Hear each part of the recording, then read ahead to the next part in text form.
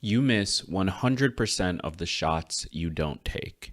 You've probably heard this quote before. It's supposedly from Wayne Gretzky, the Hall of Fame hockey player who scored 2,857 points in his career. And it spread like wildfire in recent years. It's easy to see why. This quote speaks to something that we all experience and struggle with, especially in our job search. Have you ever looked at a job listing or a potential promotion and thought to yourself, I can't do that? Maybe you've gone as far as to not apply to a particular position because you didn't think you had the requirements. Or maybe, right when things were working out for you, you stepped on the brakes and slowed down because you were too scared of what would happen if you kept going. This is something we all do in some form or another, and I call it self-elimination. Self-elimination is the process of removing yourself from consideration based on your own insecurities. And it's often tough to navigate because how do you know if you're self-eliminating or if you just really aren't qualified for the job? But unfortunately, the effects of getting it wrong can be massive. Self-elimination leads to stagnation. It causes us to only reach for and accept positions that we know will be comfortable in. By definition, this keeps us locked in a cyclical pattern, limiting our earning potential, limiting our ability to serve our family and our larger community, and even, in some cases, affecting our overall happiness. So it's a real problem. Let's talk about it.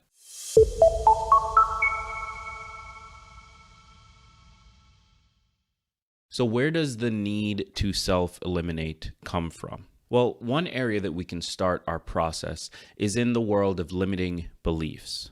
Now, a limiting belief is defined as, quote, a state of mind or belief about yourself that restricts you in some way.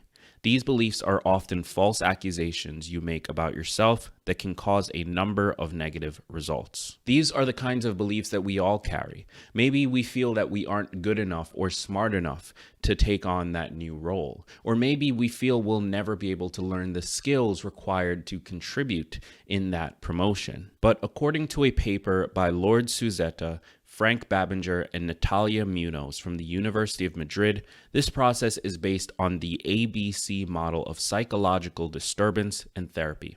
Here's how it works. Quote, A is some activating stressful life event, e.g. frustration, failure, or rejection. B refers to irrational beliefs, and C refers to the psychological and behavioral consequences of these irrational beliefs. It's a simple process. Something happens that we're stressed about, we dig up irrational beliefs in relationship to that thing, and then we deal with consequences from those irrational beliefs. And these consequences can be substantial. Let's think back to the quote at the beginning of this video. You miss 100% of the shots you don't take. How many jobs do you think you may have missed out on because you simply didn't apply? How many fewer women or people of color have ended up in managerial positions because of self-elimination? How many families have struggled financially because of underemployment? There are real-world consequences to your life and to the larger world because of self-elimination. And more often than not, the irrational and limiting beliefs we hold on to aren't even warranted. According to an internal study by Hewlett-Packard, women don't apply for a job unless they feel they meet 100% of the requirements. This, according to internal LinkedIn data, leads to women applying to 20% fewer jobs than men, despite being 16% more likely to be hired. Think about that. Women who make it to the interview stage are more likely to be hired for both non-managerial and managerial positions, but yet fewer women apply. But the effects don't stop there. Let's look at the larger pattern. If women apply to 20% fewer roles, this means less women ending up in managerial positions. Now that then leads to less women seeing women in positions of power in particular industries, which then leads to less young women applying for those roles in the future. And the cycle keeps going. In other words, by self-eliminating, we are indirectly making it more likely for other people like us to also self-eliminate. But why does this happen? Well, according to the same Hewlett-Packard study, it's an issue of confidence. The idea being that if women were more confident, or at least as confident as men, they would apply. But is it really that simple? In an article published in the Harvard Business Review titled "Why Women Don't Apply for Jobs Unless They're 100% Qualified," Tara Sophia Moore surveys over 1,000 men and women about their reasons for not applying. Quote, "According to the self-report of the respondents, the barrier to applying was not lack of confidence. In fact, for both men and women, 'I didn't think I could do the job well' was the least common of all the responses. Only about 10% of women and 12% of men indicated that this was their top reason for not applying." The article goes on to say, men and women also gave the same most common reason for not applying, and it was by far the most popular, twice as common as any of the others, with 41% of women and 46% of men indicating it was their top reason.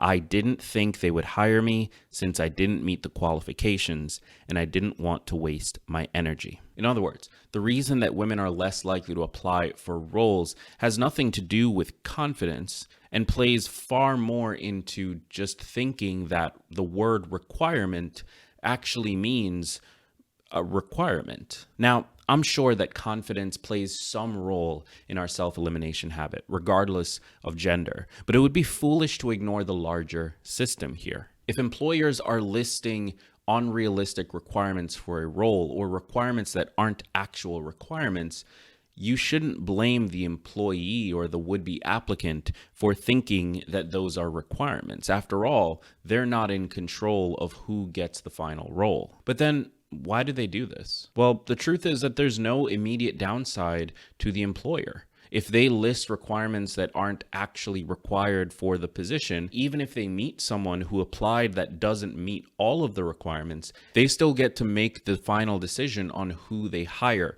regardless of what that original requirement document says. But this does actually affect them, at least in the long term, when it comes to things like diversity.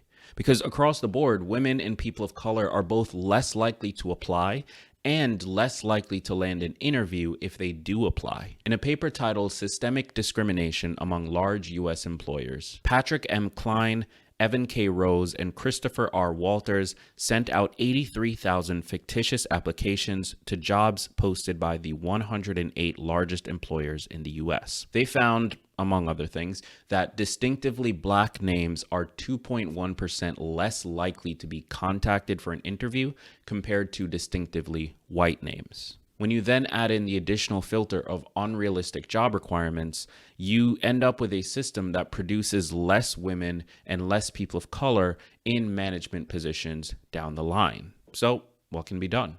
Well, on the company's end, there does need to be a shift in how they list positions, choosing to list actual requirements rather than nice to haves.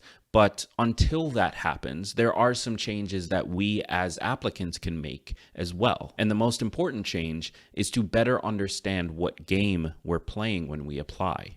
As we've learned, the major reason that people don't apply to positions is because they don't feel they meet all of the requirements.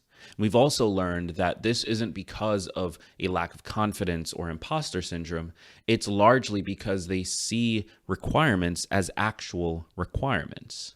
But we've seen that on the company's end, they have a vested interest in listing unrealistic requirements of their candidates because ultimately they control the final decision. And it really doesn't matter whether or not the applicant fits every box. What matters more is that they attract high quality talent. So the game that we are playing as applicants is not to actually check every box. It's to assume that some percentage of those requirements are not actual requirements.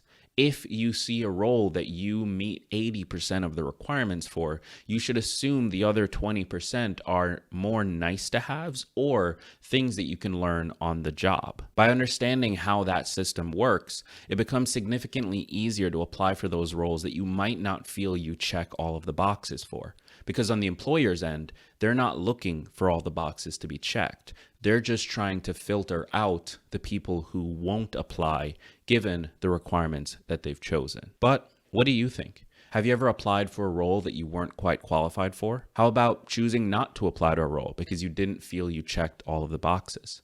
Let me know your thoughts. Leave a comment down below. And while you're here, be sure to click subscribe and like the video. If you're listening to this in audio, join us over on YouTube. The link is in the description of the episode. And when you're there, share your thoughts as well. And until next time, I've been Greg Clunis. This has been Tiny Leaps, Big Changes. And remember that all big changes come from the tiny leaps you take every day.